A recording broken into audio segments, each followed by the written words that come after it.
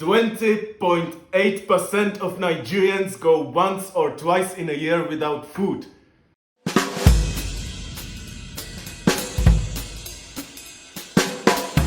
88.7% of Nigerians think that the country is going in the wrong direction. 84.5% of Nigerians think that the country's economical situation is bad or fairly bad. 71.5% of Nigerians would describe their economical situation as bad or fairly bad. 64.1% of Nigerians would describe the situation in the last 12 months as worse or much worse. 20.8% of Nigerians went once or twice without food per year.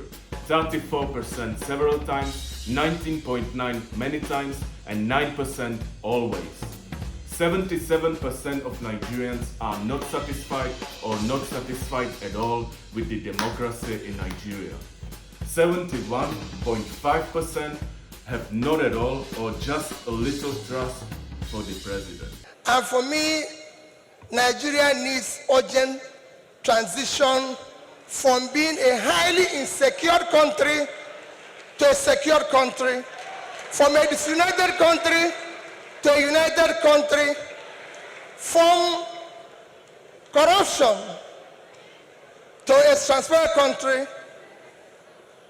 from a country of lawlessness to a country of law and order. Peter Obi is right. Nigeria is fucked up. But is he the one who can change it?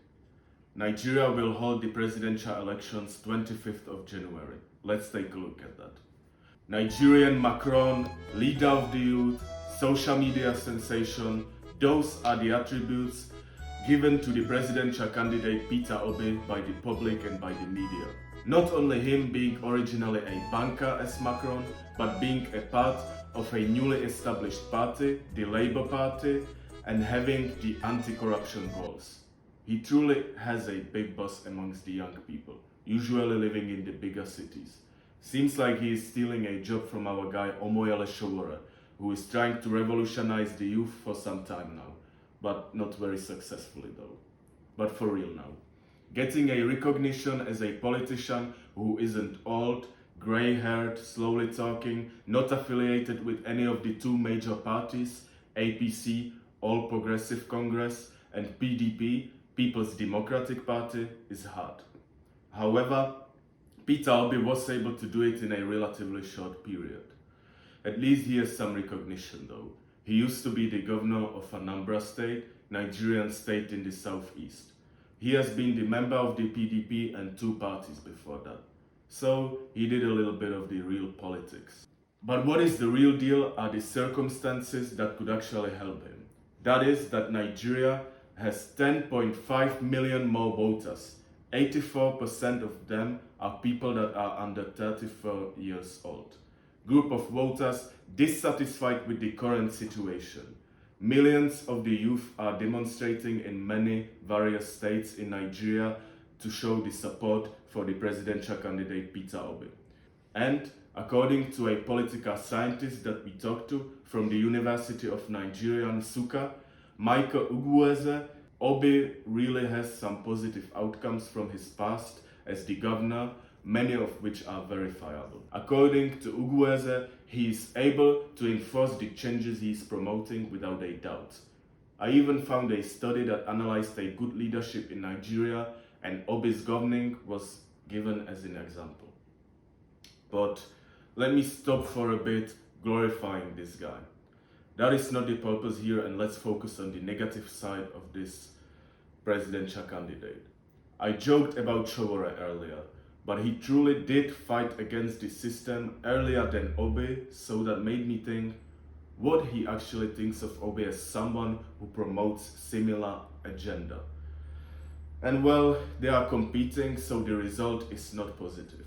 Sowore views Obi as someone who is part of the old system. And to a certain extent, he is right. To be honest, Sowore should not be trusted either.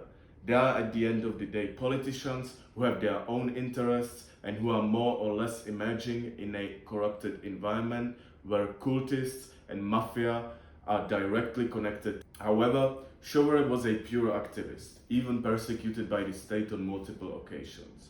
Obe, on the other hand, was always a part of some strong party. We cannot forget that he was running as Atiku Abubakar's vice president in a 2019 elections, and now he's criticizing him as they never had a relationship. Obe was until recently a member of the PDP, but eventually he switched because he did not want to be a part of alleged bribery during the primaries. In his political career, he changed parties 3 times. This does not say much about his loyalty to ideology, but I don't want to make any premature conclusion on that, so let's continue. One commentator stated that while he was governing Anambra State, he wasn't able to gain much political support. And it is actually right. Someone who just ran a small state for some time will probably have a hard time to run the whole country, especially in a political culture that is for years dominated by 2 parties. And eventually, he will need the political support from them because he will need the National Assembly, and I doubt that his Labour Party will dominate there. So that should be considered in his case as well. One of his main opponents is Bola Tinubu, guy who runs for the APC, party of the current president Muhammadu Buhari, guy who is governing Lagos with the most populous city in Africa. Guy who was accused of being connected to heroin dealing in the 90s, guy who survived corruption scandals while being a governor of this huge state. Same goes for the other main political candidate, Atiku Abubakar. He used to be a vice president for the former president Goodluck Jonathan. He is simply facing the big dogs. What is important to add as well is that it was Obe himself who ran alongside Atiku Abubakar, who is now his opponent and is representing the old structures. So this brings up a question: is Peter Obi the right one? The one who will break through the establishment? A politician disconnected from the others? Maybe a guy like Omoyele Sowore is more pure, guy who really did fight against the system forever. On the whole though, to conclude all this, Peter Obi is a person who is rising towards presidency and a person who has been the least accused of some corruption scandals. He was mentioned in the Pandora Papers, but during that time, he didn't hold any office as a politician. So we cannot be that strict in a country like Nigeria, but since a lot of young people are putting their biggest trust in him, it is okay to remain skeptical. If you look at that, Buhari was running with an anti-corruption, good-sounding program as well, and now the majority of Nigerians are disapproving him.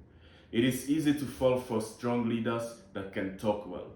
Voters then need to be cautious of everyone. It won't be an easy choice for Nigerians. They either risk it and vote for Obi, who can change the current structure, and he really does provide a good blueprint for that, but that will take time and patience, and it can escalate even more. At the same time, the result can be surprising and Nigeria will finally have a fresh president.